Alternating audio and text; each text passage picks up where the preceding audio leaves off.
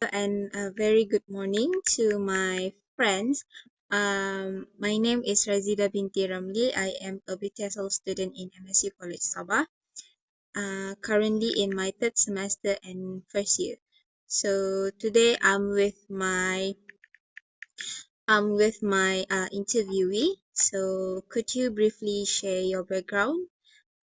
At first, could you introduce yourself and briefly share your background, how long you've been teaching, and the specific age group or level you are currently handling? So, hello, I'm Nur Aleeya Fatehah, a BTSL student in MSU College Sabah, and I'm 21 years old.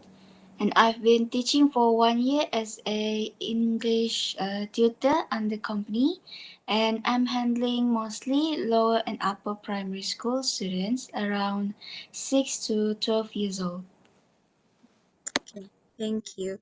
So, we um continue.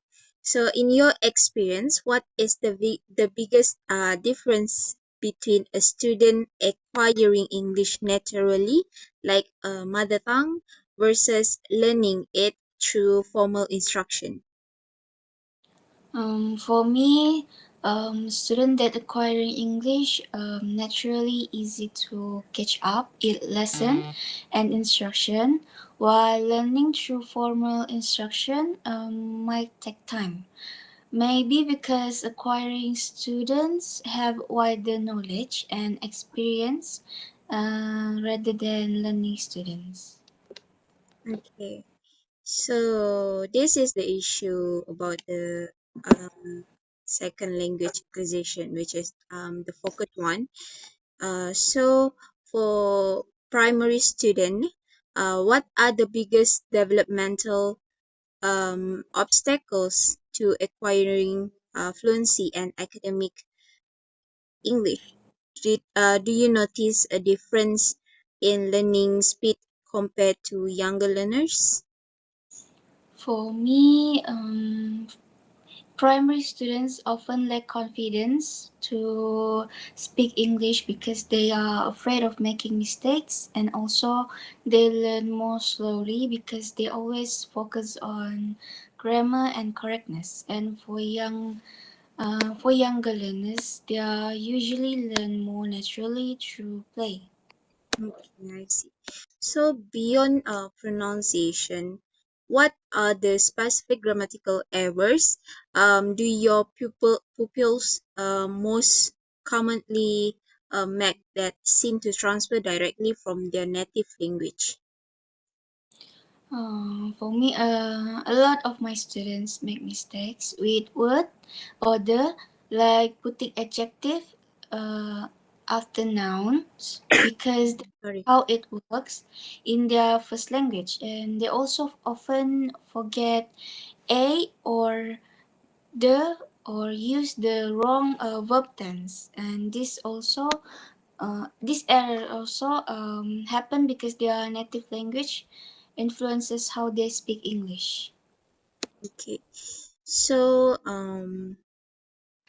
when a student makes an error while speaking, for example, like she go to the market, what is your immediate strategy? Do you correct them directly, or do you just use a technique like recasting, and why?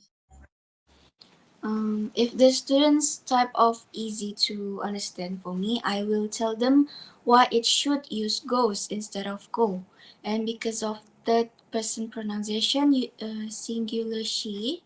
And if the students type of take time to understand, I will just correct them and repeating the correct phrase, and I will explain for next class because it might be taking time for them.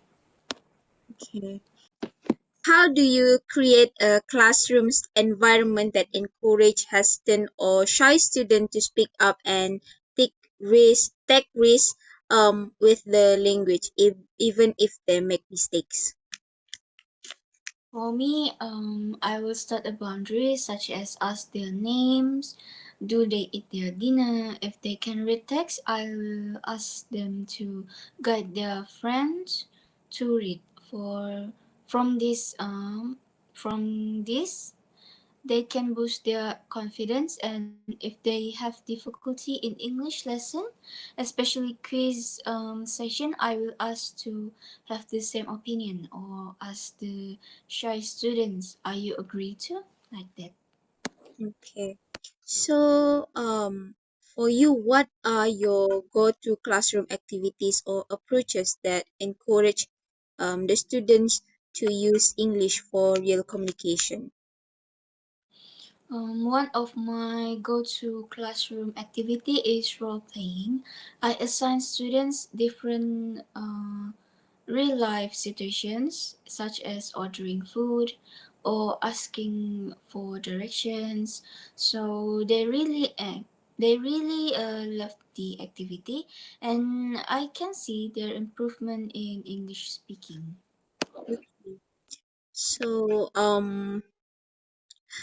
outside of your classroom, what do you believe is the single biggest factor limiting your students' ability to acquire or master English? Is it a lack of exposure, a lack of parental support, or something else? For me, demotivated.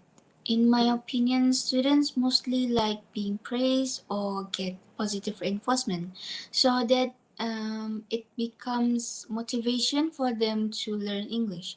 Also, negative environment feedback, such as they might get bullied by others because they can speak English more than Malay. Okay. So for you, do you permit your students to use their native language during English lessons? If so, for what specific purposes? And how do you ensure it doesn't become a crutch? I do.